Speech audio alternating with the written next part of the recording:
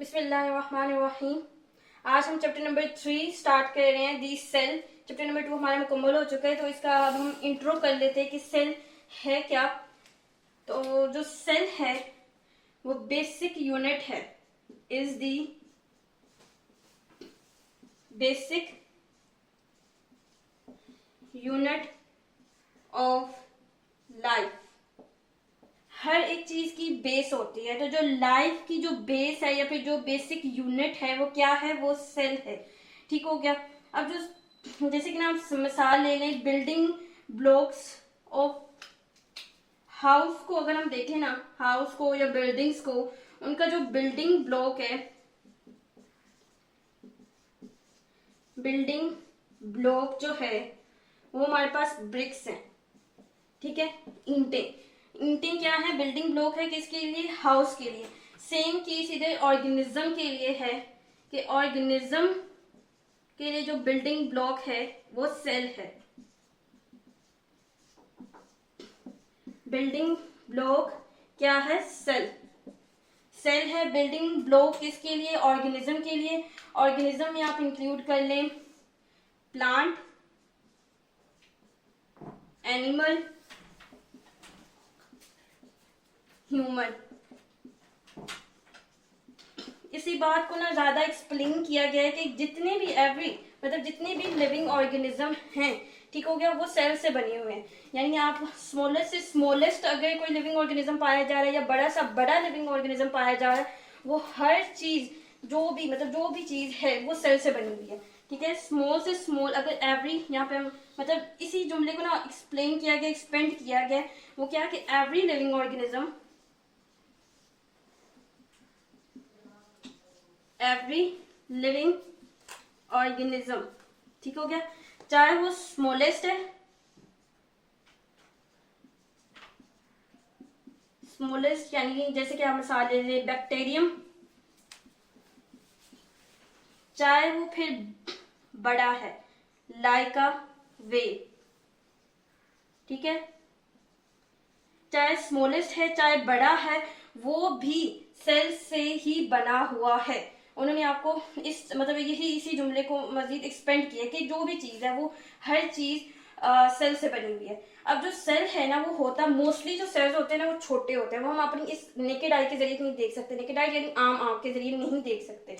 जितने भी सेल हैं यानी मोस्ट ऑफ दी सेल, ज्यादा सारे नहीं, मोस्ट ऑफ दी सेल जो हैं वो स्मॉल होते हैं, not seen with a naked I. Naked eye को हम आम आंख, ठीक है, मोस्ट होते यानी जो ज्यादातर सेल्स हैं वो छोटे हैं, हम उनको अपनी आंख के जरिए नहीं देख सकते। लेकिन कुछ सेल्स होते हैं जिनको हम अपनी आम आंखों से या नेकेड आई के जरिए देख सकते हैं। जैसे कि आप मिसाल ले लें, यहाँ पे हम लिख लेते हैं, यानी उसे क्या कहते हैं, seen with the naked eye, seen with a naked eye. तो उसकी आप मिसाल ले लें, हमारे पास egg cell of ostrich. Ostrich का जो अंडा होता है वो एक सेल है और उसको हम अपनी आम आंख के जरिए इजीली देख सकते हैं। दूसरी मिसाल आप ले लें यूनिसेलुलर। यूनिसेलुलर का कॉन्सेप्ट पिछले चैप्टर में बता दिया मैंने। Unicellular green algae, unicellular green algae जैसे कि असीटा ब्यूलेरिया, ये एक ग्रीन एल्गी की किस्म है असीटा ब्यूलेरिया। इसको भी हम अपनी नेकेड आई या आम आंख के जरिए देख सकते हैं। तीसरी मिसाल आप ले लें जाइंट अम्यूबा। ठीक है, एक अम्यूबा, वो भी जाइंट अम्यूबा यानी लार्ज साइज का जो अम्यूबा होता है वो भी हम अपनी आम आंख और नेकेड आई के जरिए देख सकते हैं। तो यहाँ से ना ये जो यहाँ से जो बात स्टार्ट की है ना, इसको आप अगर हेडिंग देना चाहिए तो साइज की दे सकते हैं, साइज ऑफ सेल।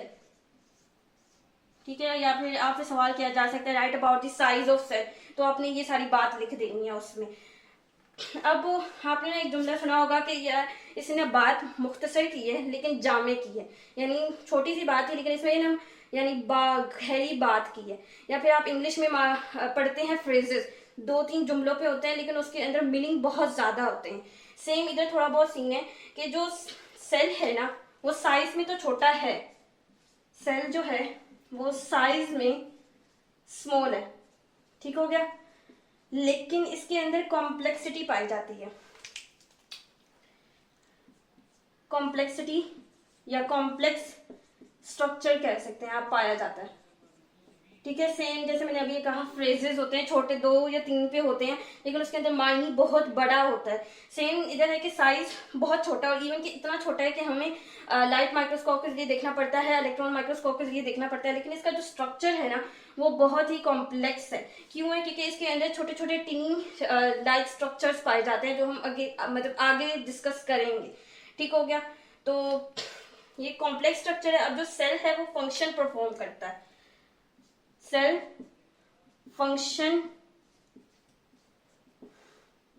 परफॉर्म करता है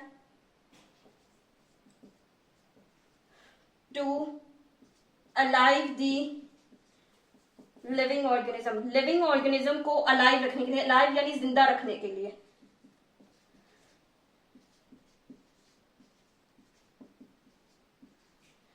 and to perform functioning, and to perform functioning। Cell function perform करता है लिविंग ऑर्गेनिज्म को अलाइव रखने के लिए। अलाइव से मुराद है लिविंग यानी जिंदा रखने के लिए, या आप कह लें लाइव, लाइव यानी जिंदा रखने के लिए फंक्शन परफॉर्म करता है। और ये इसलिए भी फंक्शन परफॉर्म करता है कि लिविंग ऑर्गेनिज्म भी अपना फंक्शन कर सकें, यानी हम भी हरकत में रहें, हम भी अपने कामकाज करते रहें। तो ये पूरा इंट्रो है सेल का। अब हम देखते हैं कि ये स्ट्रक्चर जो इसका सेल है ना, हेडिंग दी गई है स्ट्रक्चर ऑफ सेल के, ऐसे क्या कहते हैं सेल का स्ट्रक्चर क्या है। ठीक है, लेकिन जो बात इनके अंदर लिखी गई है ना वो मोस्टली हिस्ट्री लिखी गई है कि वो उसकी यानी सेल दरियाफ्त कैसे हुआ या फिर आइडेंटिफाई कैसे हुआ। तो अब हम वो देखते हैं। अब हमारे पास जो नेक्स्ट टॉपिक है वो है स्ट्रक्चर ऑफ सेल। तो स्ट्रक्चर तो वाजे नहीं बताया गया, बस एक ही वर्ड इस्तेमाल किया गया, वो मैं अभी डिस्कस करूंगी। हिस्ट्री पूरी बताई गई है कि सेल किस तरह डिस्कवर हुआ, तो ये हिस्ट्री के तौर पे ये एक है। तो डिस्कस करते हैं कि इसकी जो सेल जो था वो डिस्कवर कब हुआ था 1665 में। 1665 में इंग्लिश साइंटिस्ट थे रॉबर्ट हुक। 1665 इंग्लिश साइंटिस्ट थे रॉबर्ट हुक। रॉबर्ट हुक ने खुद ही लाइट माइक्रोस्कोप बनाई थी या फिर सिंपल माइक्रोस्कोप, दोनों एक ही चीज है, लाइट माइक्रोस्कोप या simple microscope. Self made microscope, ये बात बुक में नहीं है लेकिन मतलब ट्रू है कि इन्होंने खुद ही लाइट माइक्रोस्कोप बनाई थी। सेल्फ मेड लाइट माइक्रोस्कोप, अपनी ही बनाई हुई माइक्रोस्कोप पे इन्होंने एग्जामिन किया यानी देखा। क्या चीज देखी? Thin slice of cork. ठीक है, कॉर्क की एक थिन स्लाइस उन्होंने ली, उसको एग्जामिन किया। जब उन्होंने एग्जामिन किया तो उन्होंने एक चीज डिस्कवर की। वो चीज डिस्कवर क्या की कि टिनी बॉक्स लाइक स्ट्रक्चर उनको नजर आया और उनको उन्होंने नाम करार दे दिया सेल्यूलेट। सेल्यूलेट जिसे हम अपनी इजी प्रोनाउंसिएशन के लिए अब सेल बोलते हैं, लेकिन इन्होंने उस स्ट्रक्चर को सेल्यूलेट कहा था। पर हमने मतलब मजीद जो आने वाले साइंटिस्ट हैं उन्होंने इसकी इजी प्रोनाउंसिएशन के लिए फिर इसको सेल करार दे दिया। सेल्फ मेड लाइट माइक्रोस्कोप थी, खुद ही बनाई थी, और उस लाइट माइक्रोस्कोप के नीचे उन्होंने थिन स्लाइस ऑफ कॉर्क को एग्जामिन किया। फिर जब देखा कि उनको मतलब देखा तो उनको नजर क्या आया? टिनी बॉक्स लाइक स्ट्रक्चर। यानी आप ना इसको यहाँ एग्जामिन करें, ये था कुछ और इस तरह टिनी बॉक्स लाइक स्ट्रक्चर थे।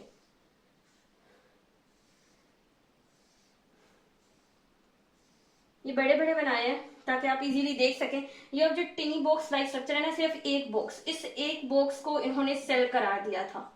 ठीक हो गया। उनको मतलब जो एग्जामिन हुआ थे स्लाइस कोर्क को, थीन स्लाइस ऑफ कोर्क में जो उन्होंने डिस्कवर किया था वो ये डिस्कवर किया था, और एक बॉक्स को उन्होंने सेल करा दिया। तो इस तरह ये सेल डिस्कवर हुआ था। लेकिन उन्होंने सेल की मजीद डिटेल नहीं बताई। क्यों? क्योंकि फर्स्ट ऑफ ऑल तो आप गौर करें 1665 में ये चीज डिस्कवर हुई, और दूसरी बात ये कि सेल्फ मेड लाइट माइक्रोस्कोप थी, यानी माइक्रोस्कोप भी नहीं थी, खुद ही इन्होंने बनाई थी। एडवांसमेंट ही नहीं थी, चीजें मौजूद ही नहीं थी, मतलब उसे क्या कहते हैं, या फिर आप कह लें कि लाइट माइक्रोस्कोप की इतनी क्वालिटी नहीं थी। और ऊपर से जो लाइट माइक्रोस्कोप होती है ना, या फिर सिंपल माइक्रोस्कोप, उसकी लिमिटेशन होती है, खामियां होती हैं। वो ये है कि ये चीजों को ना मजीद डिटेल में नहीं बताती, बस ऊपर से, यानी आप कह लें कि जो ऊपर ऊपर चीजें होती है। अब लाइक जैसे कि ये था, इसका सिर्फ ऊपर से इन्होंने बताया, अगर सेल के अंदर जो चीजें हैं ना वो नहीं बता सकता लाइट माइक्रोस्कोप, वो चीजें नहीं बता सकता। अगर हम सेल के अंदर वाली चीजें डिस्कस करना चाहते हैं ना, तो हमें इलेक्ट्रॉन माइक्रोस्कोप की जरूरत थी, तो वो तो उस वक्त थी नहीं। तो फिर जब 19th सेंचुरी में माइक्रोस्कोप की इम्प्रूवमेंट हुई या क्वालिटी में इम्प्रूवमेंट हुई, यहाँ पे हम लिख लेते हैं कि जब 19th सेंचुरी में माइक्रोस्कोप की इम्प्रूवमेंट हुई, तो हमारे पास एक साइंटिस्ट थे, स्कॉटिश साइंटिस्ट थे, वो स्कॉटिश साइंटिस्ट थे हमारे पास, जिनका नाम था रॉबर्ट ब्राउन। स्कॉटिश साइंटिस्ट ने रॉबर्ट ब्राउन 1831 में इन्होंने हमें न्यूक्लियस डिस्कवर करके दिया था, न्यूक्लियस डिस्कवर किया था while studying the plant cell, मतलब प्लांट सेल की स्टडी कर रहे थे, उस स्टडी के दौरान इन्होंने न्यूक्लियस को डिस्कवर किया था। while studying the plant cell, ठीक हो गया। प्लांट सेल की स्टडी कर रहे थे, उस स्टडी के दौरान इन्होंने न्यूक्लियस डिस्कवर किया था। कब किया था? 1831 में। किसने किया था? रॉबर्ट ब्राउन, जो स्कॉटिश साइंटिस्ट थे 19th सेंचुरी में। क्यों? क्योंकि माइक्रोस्कोप के अंदर क्वालिटी के अंदर इंप्रूवमेंट आ गई थी। अब जो चैप्टर नंबर 2 था, उसमें मैंने आपको 2 किंगडम और 3 किंगडम में ना उसे क्या कहते हैं, यूकैरियोटिक और प्रोकैरियोटिक में डिफरेंस बताया था। वो डिफरेंस मैंने आपको न्यूक्लियस का बताया था। अब इस टॉपिक के साथ में एक पैच है या बॉक्स है, जिसमें उन्होंने एक और, मतलब आप कह लें कि सेकंड पॉइंट बताया हुआ है डिफरेंस का, प्रोकैरियोटिक एंड यूकैरियोटिक का। वो थोड़ा सा हम डिस्कस कर लेते हैं। यहाँ पे हम शॉर्ट फॉर्म में जस्ट लिखूंगी, यहाँ पे यूकैरियोटिक है और यहाँ पे प्रोकैरियोटिक। वो उन्होंने बस इतना एक ही डिफरेंस लिखा हुआ है, वो ये लिखा हुआ है कि जो प्रोकैरियोटिक है ना, उनके पास नॉट मेम्ब्रेन बाउंड ऑर्गेनेलीज होती हैं, मतलब उनके पास ऐसी ऑर्गेनेलीज जो मेम्ब्रेन नहीं होती, उनके साथ मेम्ब्रेन नहीं लगी होती, यानी आप कह लें कि वो हम कहते हैं ना कवर, मेम्ब्रेन को आप कह लें कि कवर नहीं होती, ऑर्गेनेलीज जो है वो कवर नहीं होती। और यहाँ पे मेम्ब्रेन जो होती है, मतलब मेम्ब्रेन बाउंड ऑर्गेनेलीज पाई जा रही होती हैं, मेम्ब्रेन बाउंड ऑर्गेनेलीज। अब ऑर्गेनेलीज क्या है? ऑर्गेनेलीज है सेल के अंदर टीनी लाइक स्ट्रक्चर होते हैं, सेल के अंदर टीनी लाइक स्ट्रक्चर होते हैं, जिनको हमने ऑर्गेनेलीज करार दिया है, और हम ये 1 by 1 ऑर्गेनेलीज को डिस्कस भी करेंगे। ठीक हो गया। तो बस ये एक पॉइंट, यहाँ ये सिर्फ एक पॉइंट डिफरेंस बताया गया। और पिछले चैप्टर नंबर 2 में जो हमने किंगडम क्लासिफिकेशन पढ़े थे, 2 kingdom, 3 kingdom, 5 kingdom and 3 domains of classification, तो उसमें मैंने आपको यूकैरियोटिक एंड प्रोकैरियोटिक का न्यूक्लियस में डिफरेंस बताया था कि वो न्यूक्लियस का क्या सीन है, मतलब प्रोकैरियोटिक में न्यूक्लियस नहीं होता और यूकैरियोटिक में न्यूक्लियस होता है। तो वो एक पहला पॉइंट आप उसको समझ लें, और ये दूसरा पॉइंट आपकी बुक में लिखा गया है। तो हमारे पास ये स्ट्रक्चर ऑफ सेल था, या फिर आप कहने की हिस्ट्री ऑफ सेल थी कि सेल किस तरह डिस्कवर हुआ था। आज का हमारे पास यही टॉपिक है। तो खुदा हाफिज।